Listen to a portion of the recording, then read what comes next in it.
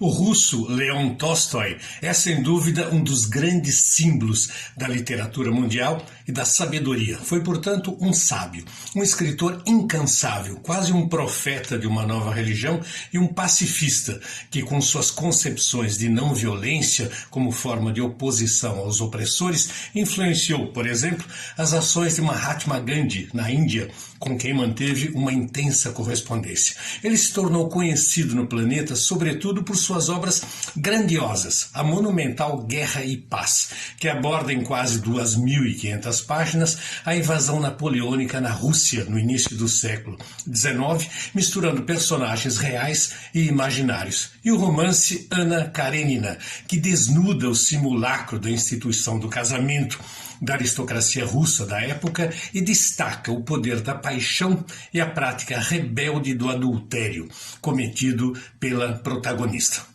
Tolstói nasceu em 1828, filho de aristocratas, de quem recebeu uma poupuda herança, casou, teve 13 filhos, foi soldado, se indignou com a desigualdade social assintosa e a vida miserável dos camponeses em seu país, ainda em um sistema feudal, se dedicou a ensinar os mais pobres a ler e a escrever, elaborou cartilhas e métodos de ensino, foi excomungado pela igreja em função de suas críticas e por suas pregações de um cristianismo amoroso, humanizado e solitário, publicou inúmeras obras e gozou em vida de fama internacional. E por fim, aos 82 anos, em 1910, abandonou sua casa e sua família para iniciar uma nova vida, sem luxo e na mais absoluta simplicidade. Faleceu no caminho, em uma estação de trem, depois de contrair uma pneumonia.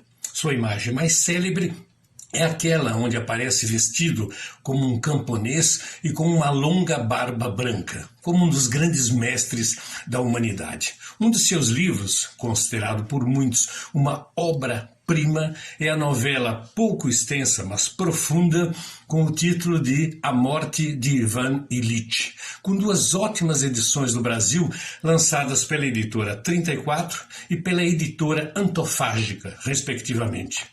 Trata-se da história do funcionário público Ivan Ilitch, que morre aos 45 anos, depois de uma vida decente, vazia, insossa, desprovida de sentido e fútil.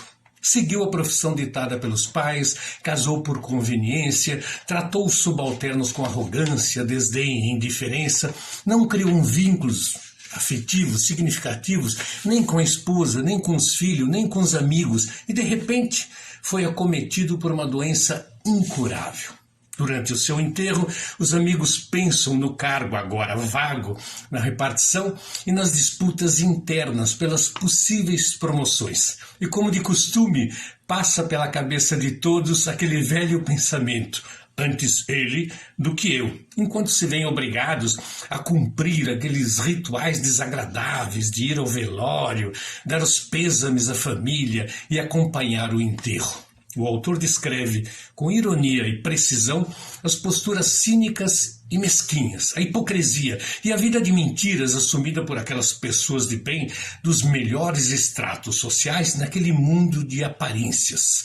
A novela começa com a morte do protagonista e, em seguida, descreve em rápidas e objetivas pinceladas a vida do defunto, até culminar naquele momento em que ele se torna um fardo, um estorvo para todos. Nos meses finais de sua vida, atormentado por dores lancinantes, o personagem agoniza, causando um mal-estar na família, nos médicos e nos amigos, pois ao invés de melhorar, ele piora dia a dia a olhos vistos. Ivan Ilitch confronta-se então com a morte e com o vazio de sua existência, com a curta duração da vida e com a sensação de que deixara de viver o essencial. Afinal, o seu trabalho, o arranjo de seu cotidiano, a sua família e as cobranças da sociedade, tudo isso poderia ter sido diferente. Ele sente que destruiu tudo que lhe foi dado e agora não havia mais tempo para corrigir. Até o instante derradeiro em que Ivan Ilitch se sente atirado em um buraco escuro e de repente vê uma luz.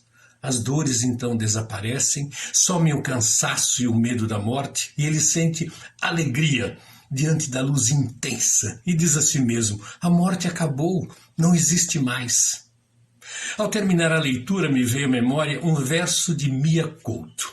O que mais cansa não é trabalhar muito. O que mais cansa é viver pouco. O que realmente cansa é viver sem sonhos. A Morte, de Ivan Illich. Uma novela exemplar sobre a vida e a morte. Não deixe de ler.